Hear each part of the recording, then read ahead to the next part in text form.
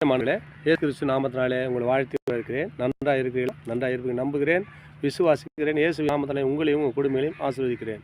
இந்த நாளில் ஒரு வேத வசனத்தை காண்பிக்கிறேன். நான் உனக்கு போதித்து நீ நடக்க வேண்டிய வழிகளை உனக்கு காட்டுவேன். உன்னில் என் கண்ணை வைத்து உனக்கு ஆலோசனை சொல்லுவேன். சங்கீதம் 32:8. இந்த வசனத்தை கூர்ந்து கவனிங்களா.